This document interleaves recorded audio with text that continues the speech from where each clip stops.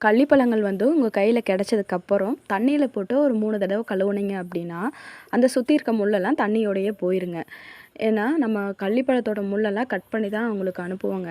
ஆனாலும் குட்டி குட்டி முள்ளு வந்து அந்த பழத்த சுற்றி ஒட்டிட்டுருக்கும். நீங்க தண்ணியில போடும்போது, அந்த குட்டி குட்டி முள்ளெல்லாம் வந்து தண்ணியிலேயே மிதந்து போயிரும். அதுக்கப்புறம் ஈரமே இல்லாம நம்ம வெங்காயம்லாம் எப்படி உலர்த்தி வைப்போம், அந்த மாதிரி உலர்த்தி வச்சீங்க அப்படின்னா மட்டும் தான் நீங்க ரொம்ப நாள் வச்சு சாப்பிட முடியும். உங்களுக்கு வர்ற பழங்கள் வந்து எங்களுக்கு எப்படி கிடைக்குதோ, அதுக்கு தகுந்த மாரி தான் கொரியர் போட்டு விடுவோங்க.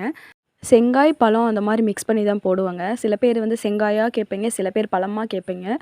நம்மளுக்கு எப்படி கிடைக்குதோ அதுக்கு தகுந்த மாரி கொரியர் போட்டு விடுவோம். நீங்க ஈரம் இல்லாம வச்சிருந்தீங்க அப்படின்னா 10லேருந்து 15 நாள் வச்சு சாப்பிடலாம். பழத்தோட மேல் பக்கம் கட் பண்ணீங்க அப்படின்னா, இதில எப்படி ஸ்டார் முள் எடுக்குறாங்க, அந்த மாரி தான் ஸ்டார் முள் இருக்குங்க. அந்த ஸ்டார் முள்ள எடுத்துட்டு சாப்பிடுங்க. அது தொண்டை முள்ன்னு சொல்லுவாங்க. தொண்டையில மாட்டுச்சு அப்படின்னா, அது கொஞ்சம் சிரமமாயிரும். அதனால அந்த முள்ள வந்து எடுத்துட்டு சாப்பிடுங்க. சரிங்களா? மெடிசனுக்காக சாப்பிட்றதா இருந்தா, டெய்லி எம்ப்டி ஸ்டமக்கில ஒவ்வொரு பழம் சாப்பிடுங்க. அதே மாதிரி இந்த பழங்கள் சாப்பிடும்போது சுகர் சம்மந்தப்பட்டத கம்மியா